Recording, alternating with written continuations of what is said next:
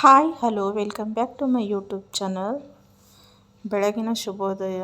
ಇವತ್ತು ತಿಂಡಿಗೆ ಬಂದು ನಾವು ರವೆ ದೋಸೆನ ಮಾಡ್ತಾಯಿದ್ದೀನಿ. ಇಲ್ಲಿ ತರಕಾರಿ ಪಲ್ಯ ಮಾಡ್ತಾಯಿದ್ದೀನಿ. ಮೊದಲಿಗೆ ಇಲ್ಲಿ ಕುಕ್ಕರನ್ನು ಇಟ್ಟಿದ್ದೀನಿ. ಇದಕ್ಕೆ ಒಂದು 2 ಸ್ಪೂನ್ ಆಯಿಲ್ ಹಾಕಿ ಮತ್ತು ಬೆಳ್ಳುಳ್ಳಿಯನ್ನು ಹಾಕ್ತಾಯಿದ್ದೀನಿ.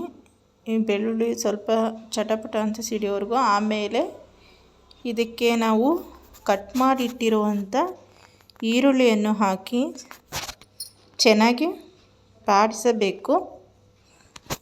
ತುಂಬ ಅಂದರೆ ಕೆಂಪಗಾಗಬೇಕು, ಅಲ್ಲಿವರೆಗೂ ಇದನ್ನು ಬಾಡಿಸಬೇಕು. ಇದಾದ ನಂತರ ನಾವಿಲ್ಲಿ ಏನು ತರಕಾರಿಗಳನ್ನು ಕಟ್ ಮಾಡಿ ಇಟ್ಟಿದ್ದೀವಲ್ಲ, ಅಂದರೆ ಹೀರೆಕಾಯಿ, ಆಲೂಗೆಡ್ಡೆ ಮತ್ತು ಬದನೆಕಾಯನ್ನು ಕಟ್ ಮಾಡಿ ಇಟ್ಟಿದ್ದೀವಲ್ಲ, ಆ ತರಕಾರಿಯನ್ನು ಇದಕ್ಕೆ ಇವಾಗ ಹಾಕಬೇಕು. ನೋಡಿ, ಇವಾಗ ತರಕಾರಿ ಎಲ್ಲ ನಾನು ಹಾಕ್ತಾಯಿದ್ದೀನಿ. ತರಕಾರಿ ಎಲ್ಲ ಹಾಕಾದ್ಮೇಲೆ ಇದನ್ನು ಸ್ವಲ್ಪ ಹಂಗೆ ಅಲ್ಲೇ ಅದನ್ನು ಫ್ರೈ ಮಾಡಬೇಕು. ಸ್ವಲ್ಪ ಎಣ್ಣೆಯಲ್ಲಿ ಫ್ರೈ ಆದ ನಂತರ ಇದಕ್ಕೆ ಸ್ವಲ್ಪ ನಾವು ಏನು ಕಟ್ ಮಾಡಿಟ್ಟಿದ್ದೀವಿ ಈ ಟೊಮೊಟೊ, ಕೊತ್ತಂಬರಿ ಸೊಪ್ಪನ್ನು ಮಿಕ್ಸ್ ಮಾಡಬೇಕು.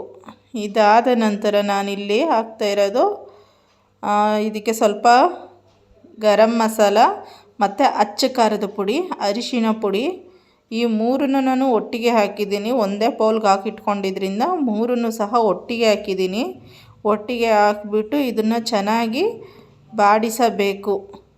ಆಮೇಲೆ ಸ್ವಲ್ಪ ಉಪ್ಪು ಕೂಡ ಹಾಕಬೇಕು. ಉಪ್ಪು ಹೇಳೋದು ಮರ್ತೋಗಿತ್ತು, ಉಪ್ಪು ಕೂಡ ಹಾಕಬೇಕು. ಉಪ್ಪನ್ನು ಹಾಕಿ ಚೆನ್ನಾಗಿ ಬಾಡಿಸಬೇಕು. ಇವಾಗ ನೋಡಿ, ಇದಾಕಿದೆ. ಎಷ್ಟು ಉಪ್ಪು ಬೇಕು ಅಷ್ಟು ಉಪ್ಪು ಮತ್ತು ನೀರನ್ನು ಸೇರಿಸ್ಬಿಟ್ಟು, ನಮಗೆ ಎಷ್ಟು ಬೇಕಷ್ಟು ನೀರನ್ನು ಇದಕ್ಕೆ ಸೇರಿಸ್ಬಿಟ್ರೆ ಇದು ರೆಡಿ ಆಗುತ್ತೆ. ಸ್ವಲ್ಪ ಕುಕ್ಕರ್ ಮುಚ್ಚಳ ಹಾಕಿದ ನಂತರ, ಅಂದರೆ ನಾನು ಮುಚ್ಚಳ ಹಾಕೋದೆಲ್ಲ ಏನು ತೋರಿಸಿಲ್ಲ ಇಲ್ಲಿ, ತುಂಬ ಅರ್ಜೆಂಟಲ್ಲಿ ಇದು ಎಡಿಟಿಂಗ್ ಮಾಡಿರೋದು. ಇದು ನೋಡಿ, ಇದಾಗಿದೆ. ಇವಾಗ ಈ ಪಲ್ಯ ಆಗಿದೆ. ಇವಾಗ ನಾನು ಇದಕ್ಕೆ ಏನು ಮಾಡ್ಕೊಂಡಿದ್ದೀನಿ ಅಂದರೆ, ತಿಂಡಿಗೆ ರವೆ ದೋಸೆನ ಮಾಡಿದ್ದೀನಿ.